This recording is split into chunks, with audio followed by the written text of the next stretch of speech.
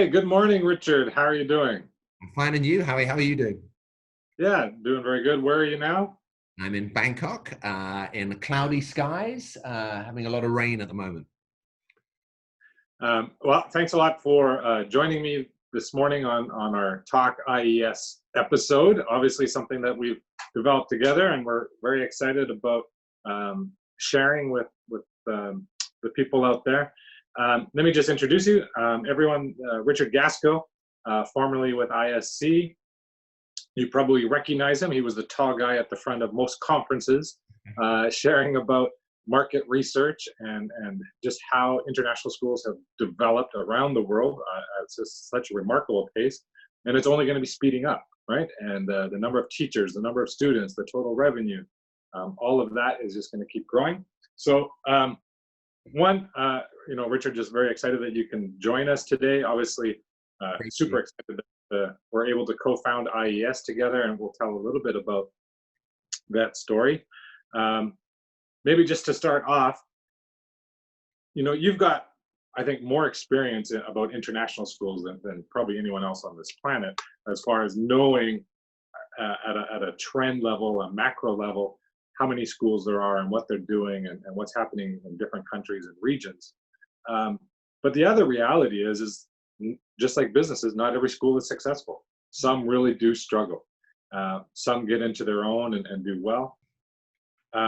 Sometimes it's the market, sometimes it's different reasons. In your experience, why do you think some schools are more successful than others?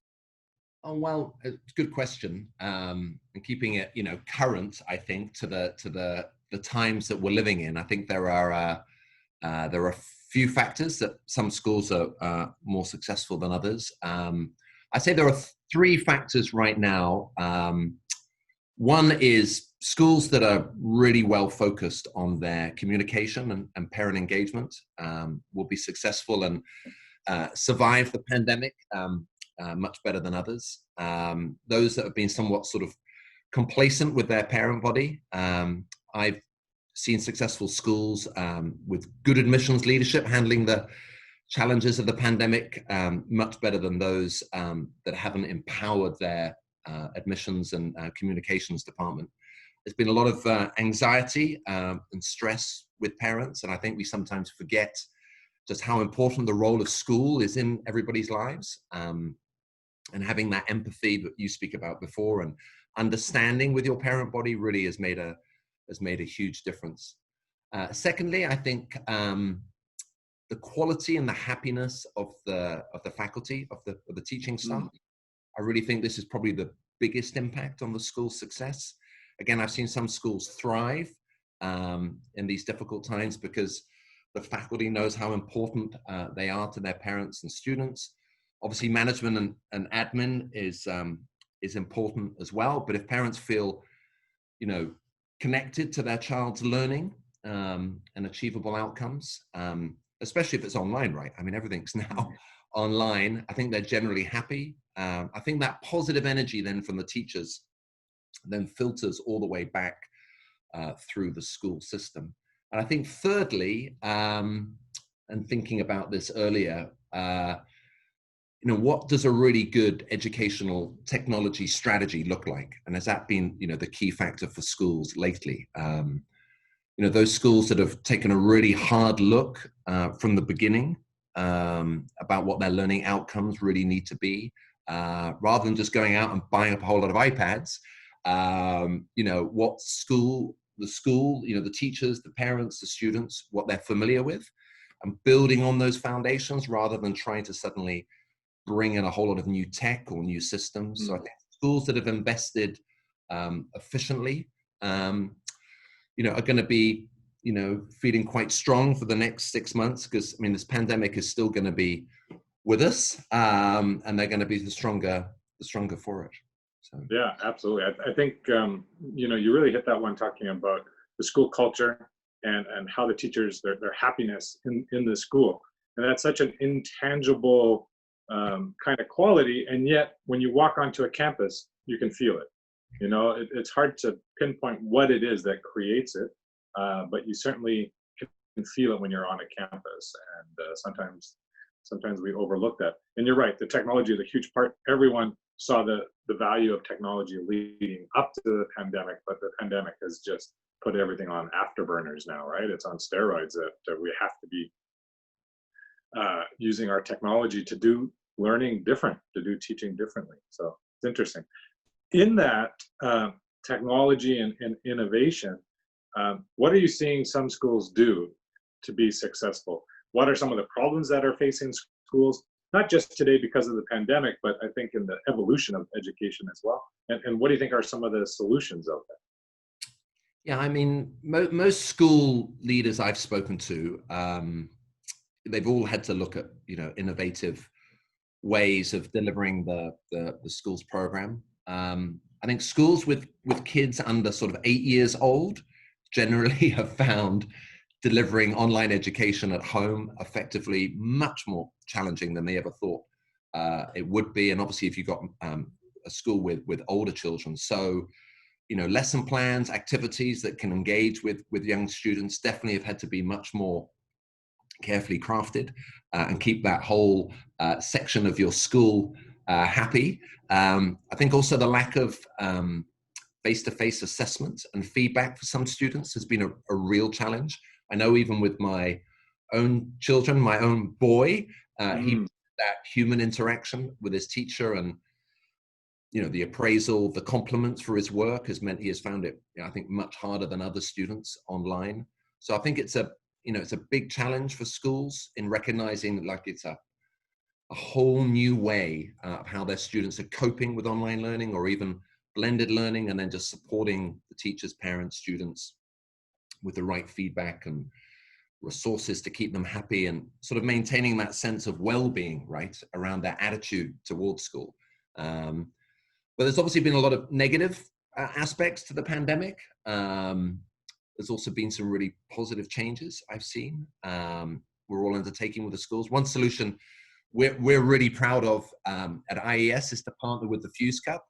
This esports competition brings a fresh and professional approach to gaming with the international school community, where our students will gain a much better understanding of balanced gaming. They'll enjoy an online, safe, competitive and challenging esports opportunity. We're also going to be promoting concepts of digital well-being, inclusion, social values. And as we've spoken about how given the pandemic and the challenges our schools are facing with physical sports right now, I think something like the Fuse Cup, a lot of fun and positive values to our students next semester.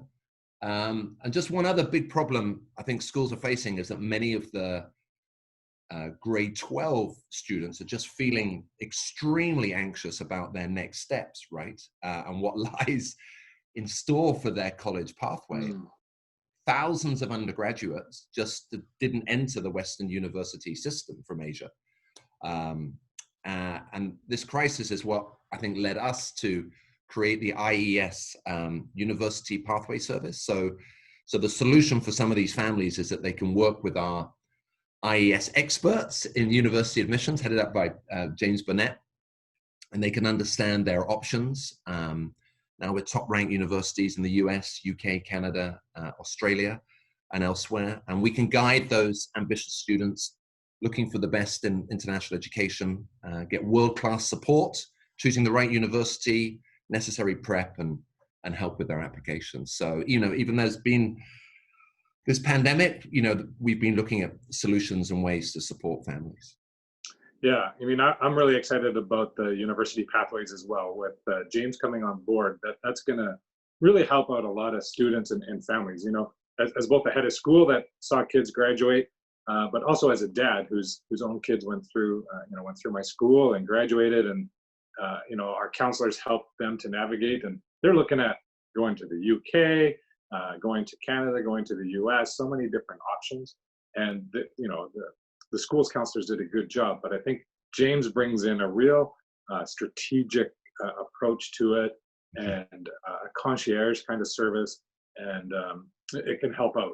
One, not every school has these academic counselors are big enough to be able to do this, and but for small schools, this would be a fantastic opportunity to help their students. But yeah, I think we also have to look at doing things differently than we have been, and that's the whole point of IES, which it's so surreal to be sitting here talking to you about IES, something that didn't exist 6 months ago in a world that didn't exist 6 months ago, and thinking what the future is going to be like another 6 months from here. So one of the things we wanted to talk about is just how IES came to be. I mean, I know we the schools in Macau and Hong Kong and China had shut down. So I came to Chiang Mai to work with the Lana School there, and you and I have been talking about your changes with ISC, and then a few weeks later, you just get out of back surgery and you jump in your pickup truck and come driving 11 hours, yeah, up to Chiang Mai, and yeah, we have a couple of good discussions. And how did all this happen? Yes, I get asked this quite a lot lately. I had 12 years in children's publishing with Scholastic, and then 12 years with ISC and market research, which I think were both, really good innings. Frankly, as you know, I was ready for a new challenge. Some people might think I have a 12-year it syndrome. My wife is very relieved about, since we are now married almost 14 years. But seriously, I'm really passionate, as I know both you and Winnie are, about how international schools are facing up to the challenges the pandemic is throwing up at them. Setting up IES with you and Winnie felt like a once in a lifetime opportunity to really work with schools and provide them with some solutions in a variety of areas. Market research and dealing with data was really good experience, but I mean, I really enjoy working with schools one-on-one now, and seeing how you work with the schools and manage your schools and how we can help them through this pandemic is really enjoyable. I've also really enjoyed lately looking at the international school sector with like a new pair of glasses, and seeing what will international education look like in a post-pandemic era. And I think that's what we all decided in the beginning would be a good start. I don't think things will ever go back to the way they were, and I'm thrilled to be working with a team of professionals here at IES who are as passionate about helping schools and families achieve their goals as we are.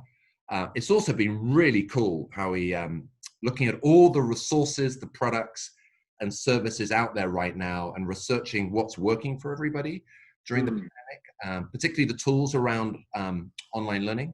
And we're really, honored to be working with a network of fantastic partners and suppliers that in the next coming weeks, we're going to be announcing.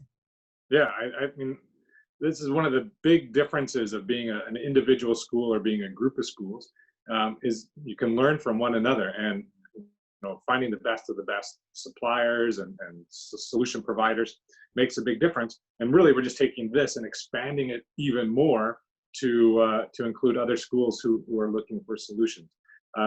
Yeah, I'm excited about IES. It's pretty cool, very agile team, but very professional team, and it's remote, right? We got people in Thailand, people in China, people in Canada, and the team keeps growing. So I'm excited to see how we help schools, and ultimately how we help students, because I think how we help students, whether it's through university or academic counseling or tutoring or whatever it is, I think that's going to make all the difference. That's why we get into education, Sure. And it's going to be fantastic. So you kind of already answered the third question, and that was about why IES and getting more, diving deeper into individual schools and with students. So that's fantastic. What's on the horizon for IES?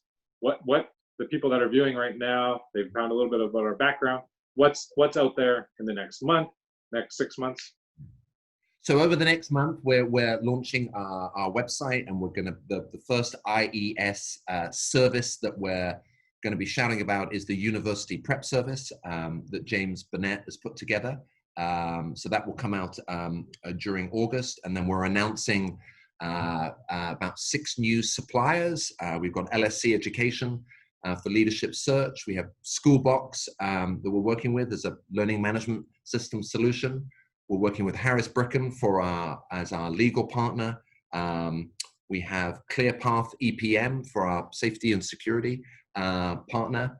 And we're very proud to be working with Craig Kemp from Ignite Education, who will be our EdTech consultant. And the Fuse Cup, obviously, yeah, our esports partner, which is just super exciting as well. So we'll be announcing those, and then over the next month and two, we'll be adding more services. So we have IES's K-12 online academic support. We have a division called Hive Social, which will be digital marketing solutions for schools, which is very exciting and really important for schools right now. One of our other services is going to be called IES International School Pathway, predominantly helping Chinese families looking to come to Southeast Asia, and particularly Bangkok. Thailand, as a number of people saw in the press recently, is still a really desirable place for Chinese families to come to. So we've got a really good concierge service that Momo is managing for us. And then the last thing we'll be announcing next week is professional development course. We're going to be partnering with a company to provide online digital solutions for teachers and how to teach better online. So, yeah. Yeah, absolutely. I mean, if we know anything, it's that school's going to look differently next year. And that's everything from their PD to their enrollment and social media to their communications and you know, their learning management system, their technology, all of that. So, yeah, it's a cautious time, I think, for schools heading into the next school year. As teachers and principals, we're all excited to launch the new school year, but we know it's going to be different than it ever has been. And I think we take the lessons that we've learned over the last 6 months, we leverage it with best practices, and you know, I think it's going to be a fantastic year for schools. So for everyone out there that's listening, you know, please reach out to Richard if you need some support in some different areas, and share the video, share IES on your social, so that we can really spread the word. We want to be able to work together and to help people be successful during this crazy time. So thanks a lot, Richard. Thank you. I know it's been great having the last 5-6 months to be in Thailand and to be able to work with you and incubate this idea and then to get it to launch. It's fantastic. And hopefully a week from now, I'll be sitting in a very small hotel room and quarantining in Macau. And hopefully I can navigate these crazy flights right now. But thanks a lot for your time, and thanks for everything that you're doing for IES and for schools and students out there. Thank you as well, Howard. It's great to be here, and really exciting to be leading IES for sure. So have a great rest of your day. Great. See you. Yes.